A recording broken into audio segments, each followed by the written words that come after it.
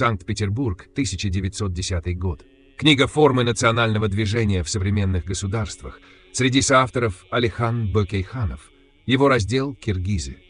На странице 37 Алихан Бөкейханов пишет, что начиная с XIII века, со времен Чингисхана, киргизы и каракиргизы живут в Средней Азии, занимая большую равнину между Уралом, Амударьей, Иртышом и Южными горами.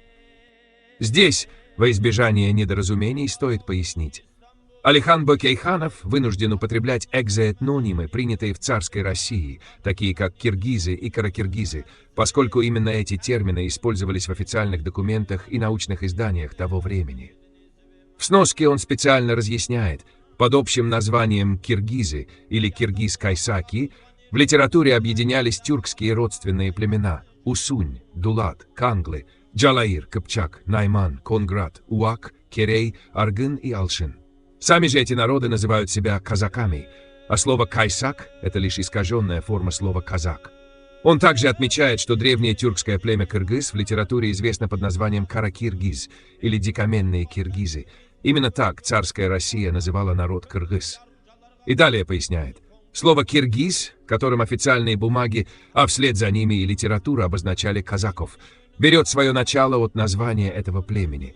По переписи 1897 года, пишет Алихан, киргизы занимали 6-е место по численности среди народов Российской империи. Судя по контексту, Алихан Бөкейханов не разделяет казаков и кыргызов, рассматривая их как единый народ, живущий на обширной территории Туркестана. Более того, по взглядам самого Алихана Бөкейханова, казахи, кыргызы и кыпчаки Коканского ханства составляли один и тот же народ, объединенный языком, обычаями и происхождением. К этому же кругу он относил каракалпаков и нагайцев, считая их ветвями, выросшими из единой когда-то общности, существовавшей задолго до времен Чингисхана. И если внимательно прочитать первую строку, начиная с XIII века, со времени Чингисхана, киргизы, становится очевидно. Тогда еще никто не сомневался, что мы пришли вместе с Чингисханом, и мы являемся теми же самыми монголами, а если точнее моголами и татарами Чингисхана, то есть тюрками. Это было секретом Полишинеля в начале XX века и известно всем. Русско-советская историческая школа с помощью косвенных доводов убедила всех, в том числе и самих Халха, и вопреки здравому смыслу, что так называемые монголы Чингисхана были исключительно Халха, а не тюрки.